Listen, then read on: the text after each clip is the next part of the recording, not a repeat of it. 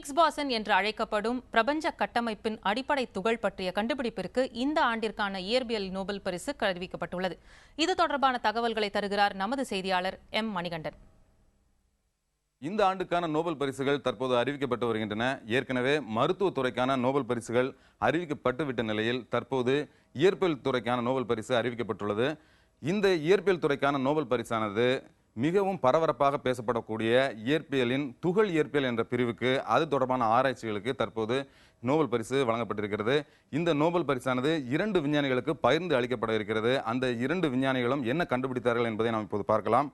துகள் இயற்பியலை பொறுத்தவரை மிக நீண்ட காலமாக ஸ்டாண்டர்ட் மாடல் என்று சொல்லக்கூடிய மிக முக்கியமான ஒரு கருத்துரு நீண்ட காலமாக பேசப்பட்டு வருகிறது. அந்த கருத்துருவை பொறுத்தவரை ஒரு மிக முக்கியமான துகள் நீண்ட காலமாகவே கண்டுபிடிக்கப்படாமல் இருந்தது. அப்படி ஒரு துகள் இருக்கிறது என்று கூறிய ஒரு ஆய்வு கட்டுரை மற்றும் அது தொடர்பான ஆய்வுகளுக்காகத்தான் தற்போது நோபல் பரிசு 2 விஞ்ஞானிகளுக்கு வழங்கப்படுகிறது. அந்த துகளினுடைய பெயர், அதாவது அந்த ஸ்டாண்டர்ட் மாடல் என்று சொல்லக்கூடிய அந்த கருத்துருவில் இருக்கக்கூடிய கடைசி துகள் ஹிக்ஸ் போசான் என்று சொல்லக்கூடிய அந்த துகள் பற்றிய கண்டுபிடிப்புக்கு தான் தற்போது நோபல் பரிசுகள் வழங்கப்படுகின்றன.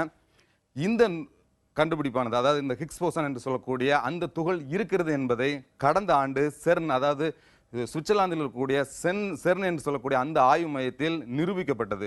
இந்த நிரூபணம், அதுக்கு முந்தைய அந்த ஆய்வு கட்டுரைகள் ஆகிய இரண்டுக்கும் சேர்த்துதான் தற்போது நோபல் பரிசுகள் அறிவிக்கப்பட்டிருக்கின்றன. இந்த நோபல் பரிசுகள் யார் யாருக்கெல்லாம் கிடைத்திருக்கின்றன என்பதை இப்போது பார்க்கலாம்.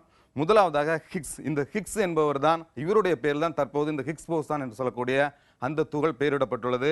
இவர் பிரிட்டனை சேர்ந்த ஒரு மாபெரும் விஞ்ஞானி. 1964ஆம் ஆண்டில் இந்த ஹிக்ஸ் போசான் தொடர்பான கட்டுரையை எழுதியவர் இவர்தான்.